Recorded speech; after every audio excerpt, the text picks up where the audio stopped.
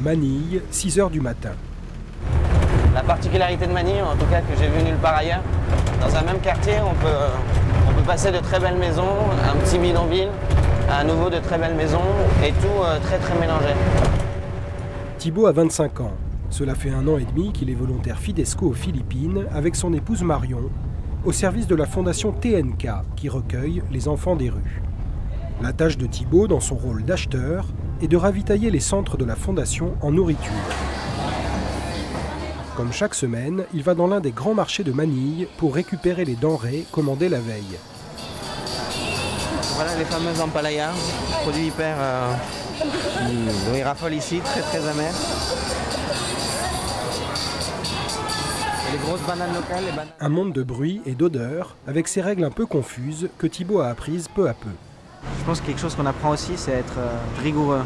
Il y a énormément de choses qui passeraient dans une entreprise parce que personne ne s'en rendrait compte et ça demande vraiment un effort personnel pour être rigoureux, exigeant, tout vérifier. Mais finalement ici, personne ne vérifie, mais ceux qui en pâtissent, c'est les enfants. Et ça oblige à être encore plus exigeant. Entre plusieurs grossistes, Thibaut négocie chaque semaine les meilleurs prix grâce au volume de ses commandes. Donc dans la fondation, en ce moment, on a 260 enfants qui vivent à temps plein chez nous. Et ensuite, dans le programme des enfants des rues, il y a à peu près entre 800 et 1000 enfants. Donc ça représente pour moi, dans les achats, là j'ai ma feuille récapitulative là, en gros entre 175 et 250 kg de viande, 175 kg de poisson, un camion plein de légumes. Voilà. Après le marché, Thibaut retrouve les autres volontaires, ainsi que son épouse Marion, au bureau de la fondation. Ah, Augustine, Sébastien et Anne Lalande, Philippines, 2008-2010. C'est le témoignage d'anciens volontaires qui les a décidés à se lancer dans une mission Fidesco. Marion, qui est sage-femme, est en mission sanitaire dans les bidonvilles. Thibaut, qui a travaillé dans les achats et la logistique, déploie son savoir-faire dans son rôle d'acheteur.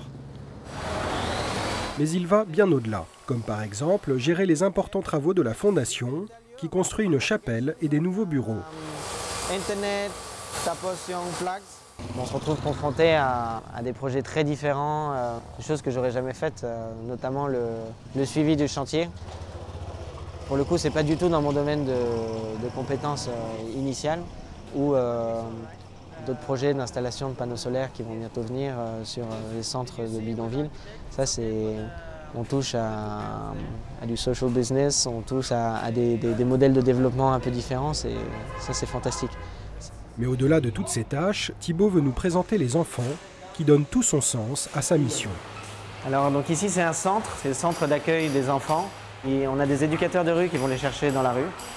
On essaie de les stabiliser, de les remettre dans un fonctionnement de vie en société, en groupe. Hello boys! Hello! ¿Cómo está Cayo?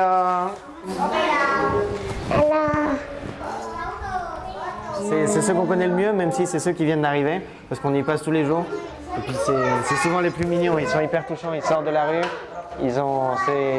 C'est ceux, on sent que le besoin d'affection est le plus fort. Ils n'ont pas de famille pour la plupart, ou ils ont des liens très distendus. Et ils sont très demandeurs de câlins sans arrêt. Ils ont besoin d'attention, besoin d'affection. Et puis ils sont adorables. Finalement, on est au service, on est une espèce de petit engrenage dans une grosse machine qui est la fondation. Et moi, ce que je fais, c'est un service pour eux.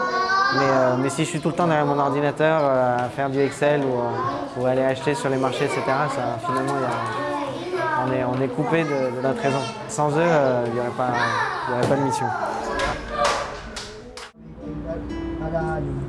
Au cœur de cette fondation, dirigée par un prêtre français, la prière.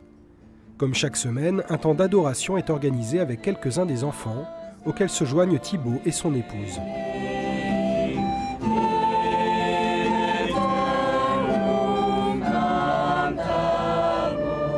travailler avec un prêtre comme le Père Mathieu, c'est fantastique. On se rend vite compte qu'à son exemple, en le voyant, que s'il n'y a pas la prière, il ne reste plus rien. Parce que déjà qu'on sent vite qu'on n'a pas l'impression de faire grand-chose. Si en plus on ne prie pas, mais il ne se passe vraiment rien du tout. L'impression de ne pas faire grand-chose. Car depuis 1 an et demi, malgré ses compétences, Thibaut a beaucoup appris sur lui-même, ses limites et ses pauvretés. Et je trouve que ce qui est beau, plus je découvre mes pauvretés, plus je découvre que rien ne doit dépendre de moi. Parce que de ces pauvretés peuvent découler plein de choses. Et je trouve que le contact avec les enfants, finalement, c'est les petites choses que je fais avec eux qui sont belles et pas tout ce que j'ai l'impression de faire par ailleurs.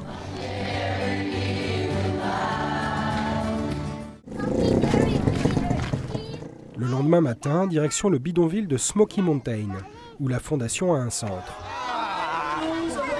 Comme chaque semaine, pendant que le père fait le catéchisme, les volontaires s'occupent des enfants. Construite autour d'une immense décharge, la Smoky Mountain tire son nom de la fumée des fours à charbon improvisés qui jalonnent ses rues. Lieu d'extrême misère, ce bidonville a été récemment dévasté par des typhons, provoquant plusieurs morts. Quand on voit ces enfants jouer et rire, c'est vraiment la vie qui ressort à chaque fois. Et c'était particulièrement marquant après le typhon qui a tout ravagé. C'était vraiment un spectacle de désolation, encore pire qu'un jour habituel. Et pourtant, les enfants riaient, jouaient dans l'eau, les familles s'étaient remises à reconstruire. C'est une leçon sur la vie, je trouve, assez exceptionnelle. Une leçon sur la vie qui marquera sans doute Thibaut pour longtemps. Notre appel ici sur Terre, il n'est pas simplement pour vivre les 80 ou 90 et quelques années qu'il nous sera donné de vivre. Et certes, partir avec Fidesco, ce n'est pas l'appel le plus radical qui existe, mais c'est déjà un premier pas et une belle occasion de discerner de quelle manière est-ce qu'on va pouvoir répondre aux appels suivants.